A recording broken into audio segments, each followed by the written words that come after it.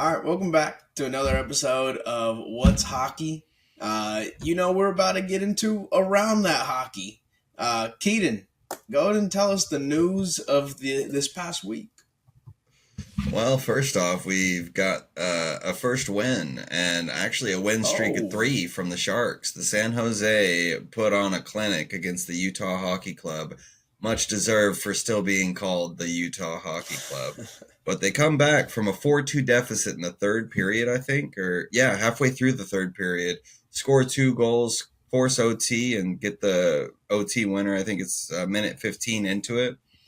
So good. Glad to see it. And Jake Wallman, an ex-Detroit Red Wing, did pretty well, I think, over those 3 games. I think he had like 5 points, something along those lines. So did pretty well, pretty instrumental in those wins. And it was pretty nice to see San Jose finally get at least 1 win, but they end up getting 3. So a little sad that on Saturday their win streak comes to an end. But hey, 3 wins in a row for San Jose. I mean, hey, that's pretty good for them, man. The bar's pretty low for them, so that's great.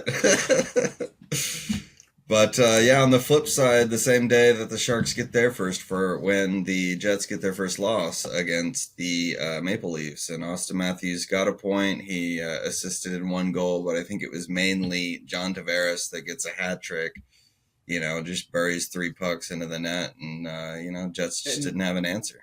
And that's a game that you had predicted, right? You had Toronto beating the Jets last week. Yeah. So, hey, you were on. I just kind of felt like the 10-win streak was just a little too long, and I guess history of the Jets being kind of fluky, at least in the end, back in last year. It is pretty wild. They followed that up with back-to-back 6-goal games, and then had a 7-goal game after that. So, them boys were pissed. They're pretty hot still. Yeah, but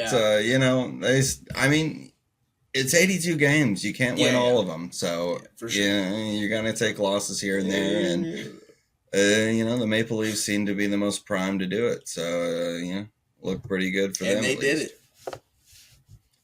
it. We did get an injury in the league. Connor McDavid is out for 2 to 4 weeks, give or take. The injury didn't seem as bad as everyone was scared it was going to be. At least it didn't look as bad. But what was it again? I did not. I believe it's a high ankle sprain, but basically he just tumbled over, fell over, and it was kind of like a non-contact injury. I mean, he kind of fell over himself. I mean, I didn't see much contact for him to be initiated into being like, oh God, I'm dead. But I'm surprised they were even specific enough to say that it was an ankle sprain. Normally it's just the lower body injury. Yeah. Yeah. Well, after his, or at least during his injury, he, they take a loss 6-1 against the Blue Jackets, which had a very big off season. So, pretty good. I'm just a little upset that McDavid didn't get injured when they played the Red Wings. We could have won that game, maybe. Class. Who knows? Probably not. But anyway, speaking of, I guess, red hot from the Jets, the Carolina are pretty good. They took care of the Capitals last night and have improved to 6 wins on the streak, I guess. The Capitals have been hot too, to be honest. I mean, that was just a good matchup. Your boy Ovechkin, did he score last night? I think he's 7 or 8 on the year, so he's just inching. He's what has it been, 12 games, if not less, on the year, and he's already got 8 goals or maybe 7. Capitals have played 11 games. Damn. Same thing basically, but it's pretty crazy. Ovechkin's just going off. I don't know why this is pulling up. Do you know how? I remember we were looking at the Gretzky record, it's career goals, right? And Ovechkin still needs a ton. He needs a fantastic year. So he's on 7, and he needs, I think it's 35 more goals. Okay. Yeah. I mean, that's not unreasonable, especially with how he started. But it is almost a game. There a goal is every 82 other games. game. Yeah. So, I mean that's a pretty tough pace to keep on. Well, especially. I mean, like, dude, so we're gonna get into a betting segment later, but we've tend to taken the under on him on back-to-back games because we know the old man ain't gonna play that many minutes. What is he, 39, 40 years old? He's just too old to be doing completely that stuff. grayed out. So, I mean, again, I think when we first talked about Ovechkin approaching that Gretzky record, we were saying, like, he's going to need to play another season. Now, he immediately followed it up with scoring a hell of a lot of goals in, like, a short amount of time. But still, I mean, it's 7 and 11 games. So, yeah. Yeah, that's pretty impressive. It's pretty impressive. But it's so much, man. My God. I mean, if he keeps that pace, he's definitely going to break it. But, there's definitely probably going to be a slump. They're going to face some good teams, just like they did against the Carolina Canes. But and by the way, I was saying I took the under on him. I took the under on him last night, and he went ahead and went over. So, yeah, classic. Good God. All right. Anyway. He's 39, but still kicking. He's just doing great. The Wild have been pretty good as well recently. Just winning a bunch of games. Apparently, they just win, dog. They just have some wins, and 8-1-2. Jesus Christ, they're starting pretty dang hot, man. Got some wins. I believe they're still Lightning. Yeah, and I believe they still have the record, or rather the best in the NHL currently, but they have been trailing by the least amount of time in the full league. I think it's only been like an hour, maybe 2. Fascinating.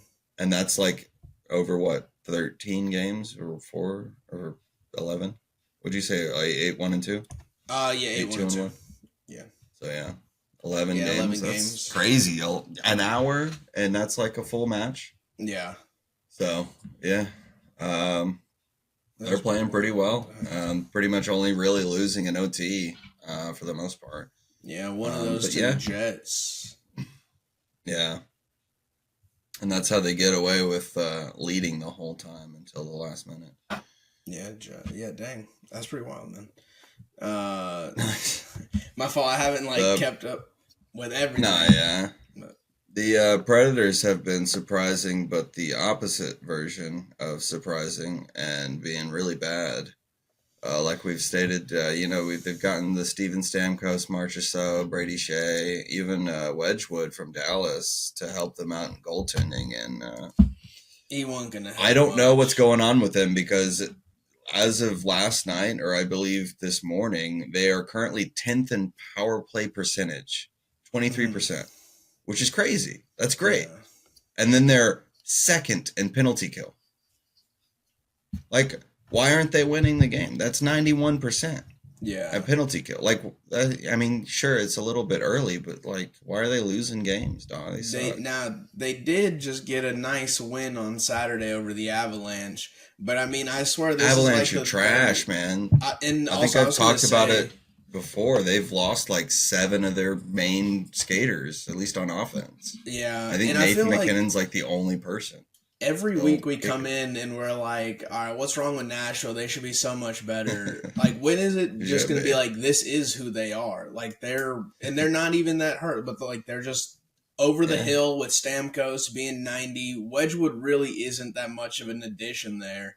I mean, they're not getting it done, man. Like, they don't score enough. Well, I think it's just crazy because they still more or less have their same core with Roman Josi and I think Josie, is it? Yeah, Josie or Josi? Josi. Okay. Well, I mean, he's been playing pretty well, and even without Stamkos and Marchessault, I mean, they were a sure lock in the wild card. So, I mean, I don't know what could have happened. Maybe a coach change. I can't remember, but they're just off the ball or the puck in this case. They're on thin ice. Classic. But I don't know, man. Nashville just perennial disappointments at this point. We'll see if anything changes, and I believe they spent the farm trying to get all those off-season additions. So I mean, waste a bunch of money for no reason. Nashville's supposed to be known as the town of country, but it's all blues down there. Classic. What was St. Louis? I need to move to Nashville. Facts. But moving on, think we have any more headlines, do we? No, not too much happened this week. I mean, the Red Wings only played 2 games. I think the Stars only played 2 games. So, at least on our We end, there's not too did. much going on. I thought y'all were playing more this week. Was it really just two? No, yeah, we Oh only yeah, had just the the Jets and the Jets and the Sabres. Sabres. Oh wow, okay. Sabres. Damn, yeah. And that Jets game didn't go too well for you. I mean, we almost came back. But yeah, it was the first period. We got 3-0'd almost instantly within what, like 10 minutes, maybe 15. It was pretty bad. Second period, it was all Red Wings. It was 3-2 at that point. I think Dylan Larkin got a couple. I think it was both power play goals, or at least just one. But we were getting it done, and we ended up getting pretty close. But that third period happened. It became 6-2, and yeah, don't know what happened there. I believe Lion was at net, but I can't remember. I'll have to Mm. take a quick gander. Yeah, yeah. Take a But gander yeah, at that. old Uh, gander and all gander. Yeah, oh, it was honestly, actually man. DeBrincat that got the power play goal. Was it Not DeBrincat? I thought Larkin was. yeah, Did apparently it was Larkin Larkin. I just? think Larkin Okay. got the other 2 goals in the other game, the Sabres. I think that's when you bet on him Oh yeah, yeah, there you on go. Saturday. A lot of But gambling yeah, it talk was today. DeBrincat and Darkin, Larkin. But yeah, we only scored 2 goals. Pretty trash. Kind of expected Perfetti to do something, and I don't think he did. Um, pretty upsetty spaghetti by Perfetti. Oh my So yeah, god. Alrighty, shut moving the on. We play podcast this. down. We're done. We're Moving on, we done. play the Sabres on Saturday, and looked pretty bad initially. In the first period, they give up a short-handed goal to Alex Tuch or Tuch or something. I think it's just Tuck. Tuch. Could be. But yeah, short-handed goal, unassisted. Can't be doing that, or at least No. allowing that. But yeah, Dylan Larkin goes on to score a couple goals. Yeah, it looks like they're both power play goals, so we're getting some power play percentage up, and yeah, um, uh, just 1-2 or 1-1. We didn't take 2 losses, which is great, but and we should have took that loss again or the win against the Jets. Just 'cause Yeah. they should be losing. Honestly, man, y'all do got to turn it up a little bit too, because if I'm not Yeah, wrong, y'all are towards the bottom of your division. Yeah, in 11 points I in mean 11 games. most of the teams in the Atlantic Division are pretty neck and neck within a few games of each other anyway. So Yeah. And I mean, like, it's not like again, there's there's like a plenty of time to major catch up. loser like the Predators, the Flyers, the Sharks, The even the team leading Ducks. y'all's division, 13 games played, 19 points. So, like, you have 2 extra games on them. Let's say y'all win those. It's a 5-point division. Like, it's not bad. It's pretty close. Yeah, I mean, And it's again, we've only played 11 to 13, maybe 14 games, depending on who you root for. But yeah, it looks yeah. like the Devils are the only one with 14 played. When I Because had they had that mentioned the one team series. leading your division, that's the Florida Panthers, and the Stars played them twice this past week on back-to-back nights in Finland. To be completely transparent, they were while I was working, so I didn't see every second of the on ice action, but I can give you a bit of a summation of it. That first game, November 1st, the Stars really were down the instant the puck dropped. I think it was Barkov who scored the first goal within 30 seconds. I believe he's Um, finished, so I think that's he kind of like another is, thing. So they're yeah, like, look at that Finnish dude doing some things in Finland. yeah. I think So they have 4 Finnish players and we have 3, or it's vice versa. They have 3, we have 4. But I think it's a total of 7 Finnish players out there participating in the global series back at home. Rope Hintz is one of them. He scored, and Lindell scored as well. Was Rope that was the his first goal second of the game? season too, right? Lindell, Yeah. probably. I mean, I don't You have it in wouldn't front of know. me. My fault. But his goal actually, okay, Jason Robertson's assist to him was gorgeous, man. Like, it was, he's going one way across the goalie's face, flips it behind him, Yeah. right past the Essa goalie's Lindell pads, has 1 goal in the season. and S. Lindell puts it home on his home ice. Well, technically, it's Rope's home ice. That's just from a different town in Finland, but in his home country. But essentially, dude, like, they start up 2-0, we score, then they score. Then we score, then they score, and then they score, and then they score, and we score late. I think there was an empty netter. No, there wasn't. Never mind. I think it might have been the next game.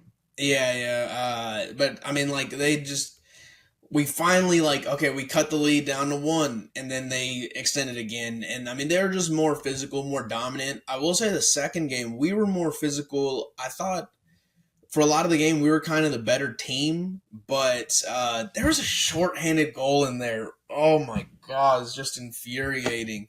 And I think it was Reinhardt who put it in. It was either Reinhardt. It was an empty netter, not a short. There was a shorthanded goal in the game, though. Not in the second game. Yeah. I literally have it right in front of me. There's not a shorthanded goal. It's all power Put play. $5 on empty nets. Pull it up. All right. Give me $5 then. Just send me money. Give me a second while I look this up. I swear, there's a shorty in the first game. Was it the first? But not the second game. Yeah, that's what I just said. No. This guy says he didn't even watch the games, and he's like, "It melts." I said I was a little distracted. I didn't see every second. Didn't get to watch any of it. Doesn't know what he's talking about. You don't know what you're talking about, dog. What? Are you gonna send me $5 now? Hold on, I'm doing a little research. There are ads that I have to fight through. Ads? Yeah. On the NHL app? No, I watched like the highlights as well, and I swear when I was watching the highlights, we were on the power play, so I'm going there first because that's where I saw it. Classic. I mean, again, it's the first game that they had a shorty, but no. You don't know what you're talking about, huh? You don't know what you're talking about, Doc. All right, well, I'll figure that out later. There might be some money sent back and forth. We'll have to see. But regardless, the second game was a bit closer. It's an empty net. Nah, that's wrong. You don't know what you're talking about. Anyway, they win both games. It was disappointing, but I will say, like, it showed nice fighting back into the game. In the first one, just defensively, it felt like little mistakes, and we couldn't gather the puck. Like, every time there's a battle on the boards, it felt like Florida came out on top with it. So, I mean, we just got to get a little crisper on certain things like that. And Reinhardt and Barkov were just incredible. Like, they are who they are. It's tough to stop. There was a goal in the first game. Now you're making me question everything. But I believe it was the first game where some no-name Panther, I genuinely don't know him, but he just like AJ Greer. No. That's a name some other Panther. people who scored. I don't know. That's a Dallas guy. I was like, that guy I've never seen on the Panthers at all. All right. You don't know. All right. Anyway, Anton Lundell. That's not Nova. I thought Maki Samoskevich. There you go. That guy. Yeah. His goal was nonsense. Like, it's AJ Greer got the assist on that one. And he didn't really get an assist. The wall got an assist. Like, it bounced off the wall. And yeah. And what are you, like, goaltenders not goaltending? Dude, my goaltender wasn't goaltending, man. Like, he just swings it. It almost seemed like he was trying to just, like, there's going to be a line change. So he's like, all right, let me just smack it at the goalie and we'll all switch.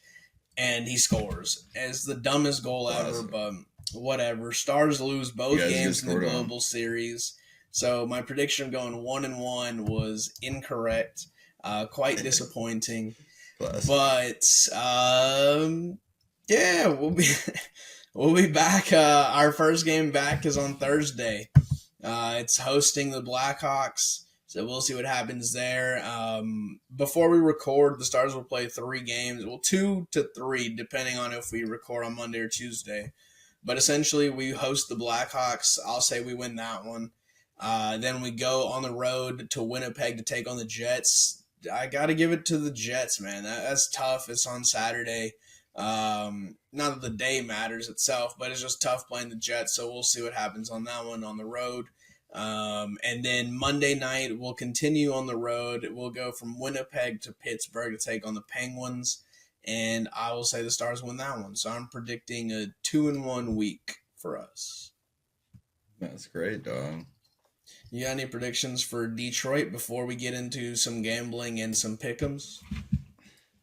Yeah, I did want to mention, I did forget earlier in the week, Red Wings did trade Oli Mata for a third rounder, and just kind of opens up some roster space because ultimately, I mean, with regards to Mata, he had like a $3 million contract. I think it was expiring this year. It just frees up a bunch of cap space. We've got Jonathan Berggren, who's like, an up and coming star, and that just kind of solidifies a roster spot for him, as well as Marco Casper and Albert Johansson. So, I mean, just kind of gives up a good free space and getting in some young players. So hopefully that should give us some edge just in general, just because we have some, up and coming spry young dudes that want to play hockey. So, yeah.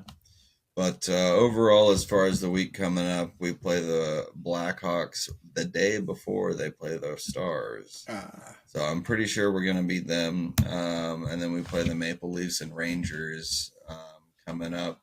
Pretty sure we're going to lose both of those games because, yeah, we're not playing that well this year. But I don't know. I think we have a better chance at beating the Leafs than the Rangers. The Rangers have been pretty great this year, as they were last year. So, yeah, just look to continue our horrible slump on the year and just come out being 1-2. Nice. Maybe good, 1-1. Who knows? We might push it to overtime some games. But yeah, we're definitely taking 2 losses. That's fantastic. We'll see if that comes true, but we have some games tonight, Keaton. We're going to go ahead and predict those. Before I do, though, I will say our standings on our pick'ems, it's a tie at 4-4. And I think last week we picked like 3 or 4 different games different from each other, and it ended up being a tie in the end. So pretty wild there, but anyway. Tonight's games, 7 p.m., we have the LA Kings traveling to Nashville to take on the Predators, who are in their Blues era right now. Keaton, who you got winning that one? I'm going to take the Kings in this one. They haven't really shown much this year, but Nashville has shown they've been worse. So that's just kind of more or less my thought process in that regard. But, like we've said, from last year to this year, I mean, the Kings haven't really done anything as far as improvement, any changes outside of maybe the coach being fired last year. But yeah, I don't know. They're just kind of a mystery at this point. But I say they get the edge, and Vladislav Garakov stays in the game for longer than 23.25 minutes. Oh, do you feel that? Yeah, he's a defender. He should be in the game for as long as possible because, the Predators, they be predating, they be predating. So, they preying on prey. Yeah, no, those were words. They are. I went ahead and said that the Kings will win as well. And I'm predicting that Anze Kopitar is going to go ahead and go over 18.75 minutes of time on the ice. That's pretty good, dude. Expect to see that. Very long time to be on the ice. Oh, did I say over? I meant under. My fault. Under. Oh, okay. Yeah, nice, yeah. You expecting to blow out or something? I'm just predicting he ain't going to make that. He's just... He doesn't know So, anything. like, the last 5 of his last 5 games, he only went over that time on ice once. And so, yeah, against Nashville, I'm not expecting him to be in there late minutes. It's going to be a close game. I'm not foreseeing any of that. So, yeah, I think he'll be out of there before then. And now the second game, Keaton. Second game is the Oilers of Edmonton hosting the Devils of New Jersey. What's going to happen in that one?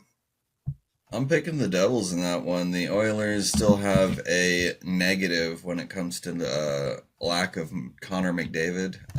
They just seem kind of lost. Zach Hyman has not been playing well at all this year. I mean, I think he kind of redeemed some of his ego last game rather.